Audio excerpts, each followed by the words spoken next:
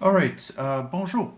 Prochaine étape, c'est que si on regarde ce que nous avons fait dans notre e-portfolio, dans notre MindMeister, je veux dire, il y a deux vidéos.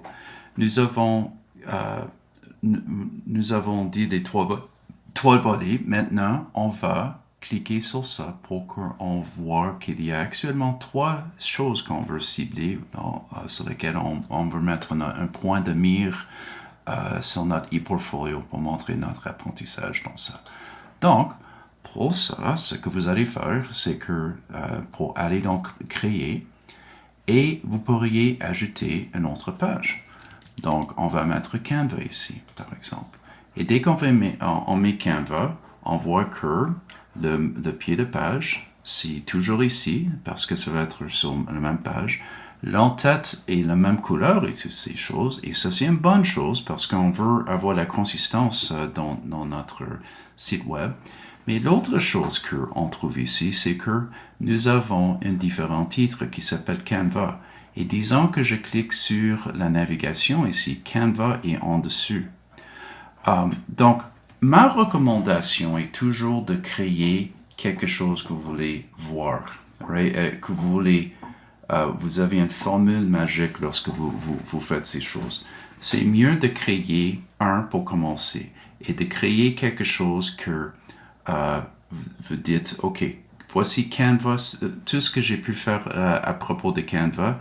Et puis ensuite, au lieu d'ajouter une sous-page ici, tu peux juste dupliquer la page de Canva, appeler ça un autre outil, et puis je commence à changer les informations. Donc, il y a deux façons de voir ça.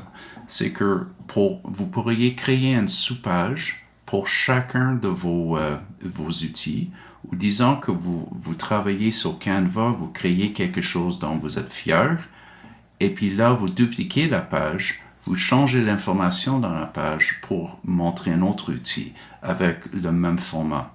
Donc, il y a deux façons de faire ça.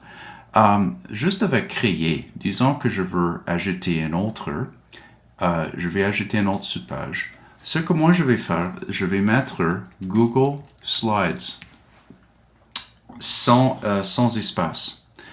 Parce que c'est la même chose. Ça peut ajouter des caractères inutiles dans votre site, disons lorsque c'est publié. Donc, si vous faites ça, comme ça, vous avez Google Slides. Vous pourriez, comme l'accent, vous pourriez toujours ajouter ça. Ça ne change rien ici. Et c'est bon, comme je dis, pour la navigation. Donc, ça, c'est comment vous allez créer des sous-pages. Et maintenant, vous allez voir que sur créer, vous avez actuellement deux choses ici. Et puis, si ça ne dit pas l'accent ici, je ne m'inquiète pas parce que à moins que l'accent est quelque part lorsque je clique sur créer et je vais le voir ici. Right?